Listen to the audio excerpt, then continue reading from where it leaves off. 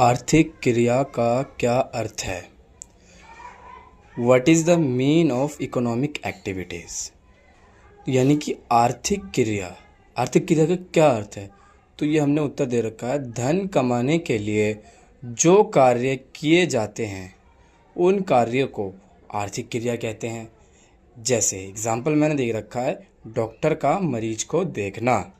अगर डॉक्टर मरीज को देखता है तो वो उसके पैसे लेता है, तो ये इसके लिए आर्थिक क्रिया है, यानी कि वो धन कमाने के लिए कर रहा है। इंजीनियर के द्वारा पुल या रोड बनाना। अगर इंजीनियर पुल या रोड बनाता है तो वो उससे धन कमाता है, यानी कि ये भी इसकी आर्थिक क्रिया है। अध्यापक का कक्षा में पढ़ाना। यदि अध्यापक कक्षा में पढ़ा रहा है तो वो उसकी फीस चार्ज कर रहा है, तो ये भी एक आर्थिक क्रिया है। सेकंड क्वेश्चन, अनार्थिक क्रियाओं का क्या अर्थ है? What is the mean of non economic activities? उत्तर, जो कार्य धन कमाने के लिए नहीं किए जाते। ध्यान से सुनो, जो कार्य धन कमाने के लिए नहीं किए जाते हैं उन कार्यों को हम अनार्थिक क्रिया कहते हैं।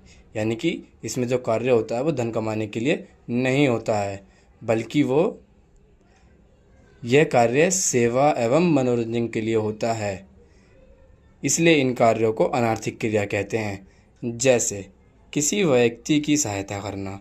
अगर यदि हम किसी व्यक्ति की सहायता कर रहे हैं तो हम अनार्थिक क्रिया कर रहे हैं, क्योंकि हम उससे कोई फीस चार्ज नहीं कर रहे या कुछ भी शुल्क नहीं ले रहे हैं। अपने भाई बहन को पढ़ाना। यदि आप अपने भाई बहन को पढ़ाओगे तो उससे क्या पैसे लोगे? नहीं, ये भी एक अनार्थिक क्रिया है। माता पिता की सेवा करना।